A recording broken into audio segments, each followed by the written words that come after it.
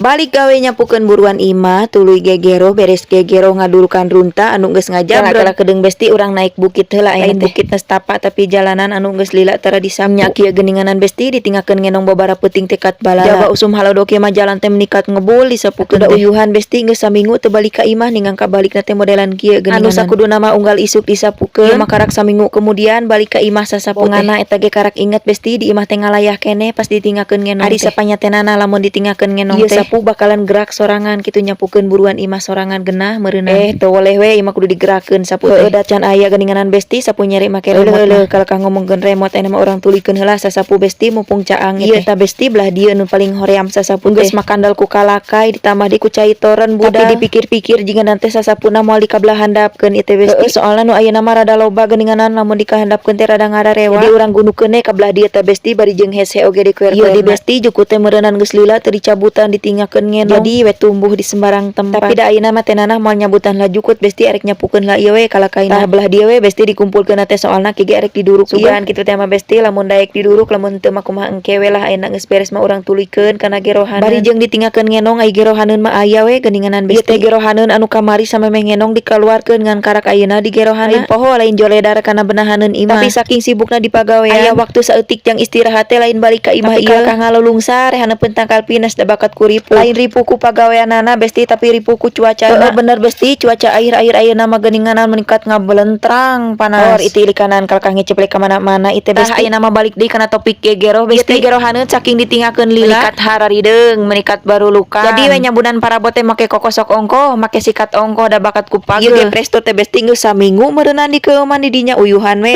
uyuhan we nu mauk itu besti katingali teu eta teh bulukan sabenerna mah besti wadah anu biru ember sendal kotor ieu dihandap gerohaneun aduh lamun misalna sendal kotor jeung gerohaneun ngarene ngosok bingung ai kambenahan nu mana ayeuna ge jigana teh besti gegero we hungkul aing ngumah sendal mangke we paneuri gegerana mah geus anggeus hayu urang tulikeun ka belah dapur besti ayeuna teh urang sasapu heula memeh mangkat ka pagawean deui tadina mah besti ieu teh moal disapukeun tapi bakat ku asup ka jero imah ka dapur ieu teh meuni teu geunaheun ditincakna di we sesebred heula sakedeung mah da moal lila teuing meureunannya besti da teu pati loba geuninganan runtah teh diilik-ilik cuaca panas tadi ngagunukeun runtah ayeuna mah urang ngadurukan tapi diilik-ilik deui oge besti korekna teh eueuh alamat we na luhur kompor ngadurukan heula runtah aman tenang besti diasupkeun di kana plastik tuh geus hurung mah urang tuluykeun pindah kaluar urang simpen dina luhur tadi anu runtah didurukan